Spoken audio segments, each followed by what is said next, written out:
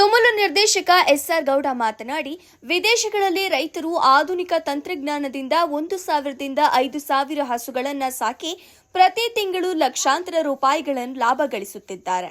ಆದರೆ ನಮ್ಮಲ್ಲಿ ಒಬ್ಬ ರೈತ ಕೇವಲ ಹೆಚ್ಚೆಂದರೆ 3-4 ಹಸುಗಳನ್ನು ಸಾಕ್ತಾರೆ. ರೈತರ ಮಕ್ಕಳು ಕೆಲಸಕ್ಕಾಗಿ ಬೇರೆ ಊರಿಗೆ ವಲಸೆ ಹೋಗುತ್ತಿದ್ದಾರೆ.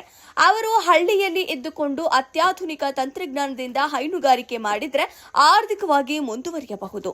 ನಮ್ಮ ಸರ್ಕಾರವು ರೈತರ ಮಕ್ಕಳಿಗೆ ದೊಡ್ಡ ಮಟ್ಟದಲ್ಲಿ ಹಸುಗಳನ್ನು ಸಾಕಲು ಆಧುನಿಕ ತಂತ್ರಜ್ಞಾನ ಹಾಗೂ ಅದಕ್ಕೆ ಬೇಕಾಗುವ ಉಪಕರಣಗಳನ್ನು ಸಬ್ಸಿಡಿ ದರದಲ್ಲಿ ನೀಡಿ ಪ್ರೋತ್ಸಾಹಿಸಬೇಕೆಂದು ಒತ್ತಾಯಿಸಿದರು.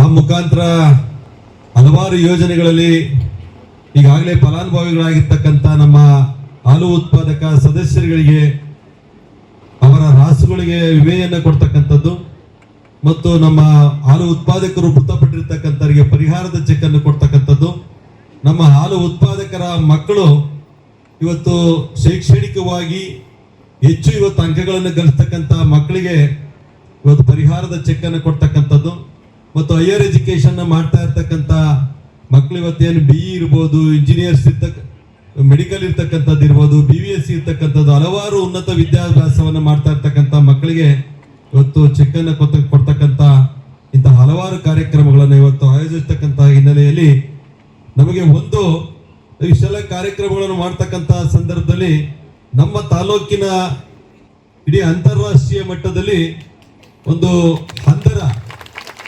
ಕ್ರಿಕೆಟ್ ವಿಭಾಗದಲ್ಲಿ ಇವತ್ತು ಅದ್ವಿತೀಯ ಸಾಧನೆಯನ್ನು ಗೈದಿರ್ತಕ್ಕಂಥ ಕುಮಾರಿರವರನ್ನ, ಅದು ನಮ್ಮ ತಾಲೂಕಿನ ರೈತರ ಮಗಳು, ಅದನ್ನ ಒಂದು ಕರೆಸಿ ಅಭಿನಂದನೆಯನ್ನ ಮಾಡಬೇಕು ಎಂಬ ಒಂದು ಆಲೋಚನೆಯನ್ನ ನಮ್ಮ ಒಕ್ಕೂಟದ ನಮ್ಮ ಎಲ್ಲ ಆಡಳಿತ ಮಂಡಳಿಯ ಅಧ್ಯಕ್ಷರು ಮತ್ತು ನಿರ್ದೇಶಕರು ತೀರ್ಮಾನವನ್ನು ಮಾಡಿ, ಈ ತಾಲೂಕಿನ ಒಂದು ಹೆಣ್ಣು ಮಗಳಿಗೆ ಈ ತಾಲೂಕಿನಲ್ಲೇ ಕೂಡ ನಾವು ಆಕೆಗೆ ಒಂದು ಶಕ್ತಿಯನ್ನು ಕೊಡಬೇಕು, ಮತ್ತಷ್ಟು ಕೂಡ ಸಾಧನೆಯನ್ನ ಈ ನಮ್ಮ ದೇಶಕ್ಕಿರ್ಬೋದು ನಮ್ಮ ರಾಜ್ಯಕ್ಕಿರ್ಬೋದು ಕೊಡ್ತಕ್ಕಂಥ ಶಕ್ತಿಯನ್ನ ಆಕೆಗೆ ಮತ್ತಷ್ಟು ದೇವರು ಕೊಡ್ಲಿ, ಆ ಮುಖಾಂತರ ನಾವು ಅವರಿಗೆ ಒಂದು ಶಕ್ತಿಯಾಗಿ ನಿಲ್ಬೇಕು ಎಂಬ ಒಂದು ಕಾರಣವನ್ನ ಇಟ್ಕೊಂಡು ಆಕೆಗೆ ಒಂದು ಸನ್ಮಾನವನ್ನ ಮಾಡಬೇಕು ಅಂತ ಇವತ್ತು ತೀರ್ಮಾನವನ್ನ ಮಾಡಿ ಇವತ್ತು ನಮ್ಮ ಒಕ್ಕೂಟದ ವತಿಯಿಂದಲೂ ಕೂಡ ಇವತ್ತು 2 ಲಕ್ಷಗಳ ಒಂದು ಅನುದಾನವನ್ನ ಕೊಡ್ತಕ್ಕಂಥ ಹಣವನ್ನು ಕೊಟ್ಟಿದ್ದೀವಿ.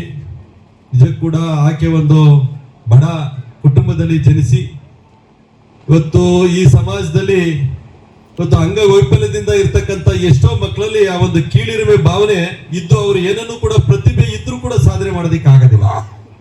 ಆದರೆ ಈ ಒಂದು ಹೆಣ್ಮಗಳು ಇವತ್ತು ಅದು ಯಾವುದನ್ನು ಕೂಡ ಲೆಕ್ಕಿಸದೆ, ಒಂದು ಕಡೆ ಬಡತನವನ್ನು ಲೆಕ್ಕಿಸದೆ, ಒಂದು ಕಡೆ ನಾನೊಬ್ಬಳು ಅಂಧ ಎಂಬುದನ್ನು ಕೂಡ ಲೆಕ್ಕಿಸ್ತೇನೆ. ಇವತ್ತು ತನ್ನದೇ ಆಗ್ತಕ್ಕಂಥ ಪ್ರತಿಭೆಯನ್ನ ಹೊರಚಿರ್ತಕ್ಕಂಥ ಒಂದು ಅದ್ವಿತೀಯ ಸಾಧನೆಯನ್ನ ಮಾಡಿ ಇಡೀ ತಾಲೂಕಿಗೆ ಒಂದು ದೇಶದಲ್ಲೇ ಒಂದು ಹೆಸರನ್ನು ಕೊಟ್ಟಿರ್ತಕ್ಕಂಥ ನಿಜಕ್ಕೂ ಕೂಡ ಆ ಮಹಿಳೆ ನಮ್ಮೆಲ್ಲರಿಗೂ ಕೂಡ ಇವತ್ತು ಮಾದರಿಯಾಗಿದೆ. ನಾವು ಇವತ್ತು ಎಷ್ಟೋ ಜನ ನಮ್ಮ ತಂದೆ ತಾಯಿಗಳು ಮಕ್ಕಳನ್ನ ನಾವು ಎಲ್ಲರೂ ಕೂಡ ಇವತ್ತು ಬೆಳೆಸ್ತೀವಿ, ಓದಿಸ್ತೀವಿ, ಅವರೆಲ್ಲರೂ ಕೂಡ ಒಂದೊಂದು ಸಾಧನೆಯನ್ನ ಮಾಡಬೇಕು ಎಂಬುದು ಕೂಡ ನಮ್ಮೆಲ್ಲ ಪೋಷಕ ವರ್ಗದವರ ಒಂದು ಒತ್ತಾಸೆ ಇರ್ತೈತೆ.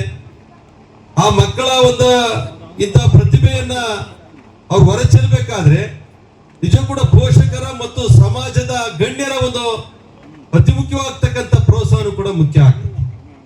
ಇವತ್ತು ನಾವು ಆಕೆ ಸಾಧನೆ ಮಾಡಿರ್ತಕ್ಕಂಥ ಸಂದರ್ಭದಲ್ಲಿ ನಾವು ಆಕೆ ಕರೆಸಿ ಸನ್ಮಾನ ಮಾಡ್ತಕ್ಕಂಥದ್ದು ಮುಖ್ಯ ಅಲ್ಲ. ಆಕೆ ಈ ರೀತಿ ಸಾಧನೆ ಮಾಡೋದಕ್ಕೆ ಪೂರಕವಾಗಿ ಸಹಕಾರಿಗಳಾಗಿರ್ತಕ್ಕಂಥ ಅವ್ರ ತಂದೆ ತಾಯಿಗಳು ಇರ್ಬೋದು ಮತ್ತು ಆಕೆಗೆ ನೆರವು ಮಾಡಿರ್ತಕ್ಕಂಥ ನಮ್ಮ ಮುಖಂಡಗಳು ಇರ್ಬೋದು, ಮತ್ತೆ ಆಕೆಗೆ ಟೀಚ್ ಮಾಡಿರ್ತಕ್ಕಂಥ ಆಕೆ ಗೈಡರ್ಗಳು ಇರ್ಬೋದು, ನಿಜ ಕೂಡ ಅವ್ರನ್ನ ಕೂಡ ಈ ಸಂದರ್ಭದಲ್ಲಿ ನಾವೆಲ್ಲರೂ ಕೂಡ ನೆನೆಸ್ಬೇಕಾಗ್ತದೆ. ಇದು ಒಂದು ವಾಸ್ತವತೆ.